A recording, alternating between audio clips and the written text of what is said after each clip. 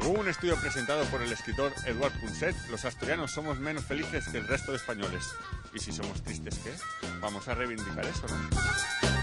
Dicen que somos los más tristes o los menos felices de España. ¿Tú crees que estamos sufriendo que esto se debe al síndrome Fernando Alonso? Yo espero que no. ¿Tú crees que es cierto esto? No, para nada. ¿Qué va? No lo creo que va. Yo a la gente que conozco es, bueno, aparentemente feliz al menos.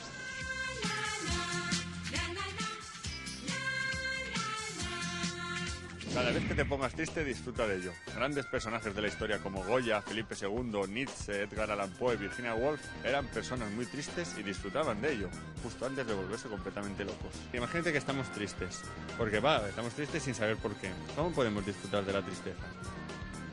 ¿Disfrutar de la tristeza? Yo creo que no es posible. No es posible disfrutar de la tristeza, no lo creo. Yo creo que sí. Nos vamos a quedar los dos mirando a la cámara, poniendo cara de tristes.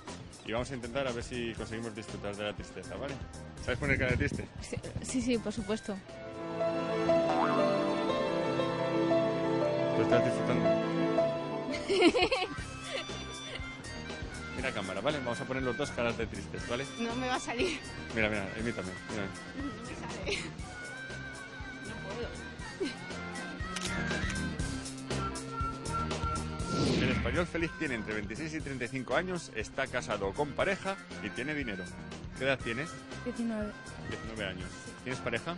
No, ¿Tienes dinero? no, tampoco. Quizá no lo sepas, pero eres una persona infeliz. No, No, seguro. no lo sé, si tú lo dices. ¿La felicidad? La felicidad no existe, ¿Por qué? porque son momentos puntuales solo. Aquí tenemos a un auténtico asturiano que dice que la felicidad no existe. ¿Algo más que añadir? No, nada. Si te doy 1.000 euros, ¿crees en la felicidad? Hombre, con un poco más sí. ¿Tú crees que al final, tú que eres el chándal del Sporting, al final de temporada... Vamos a subir. ¿Tú crees que serán felices los del Sporting? Sí, yo creo que sí. El Sporting va a ser lo máximo. Es el mejor equipo de España y si subimos, igual de Europa.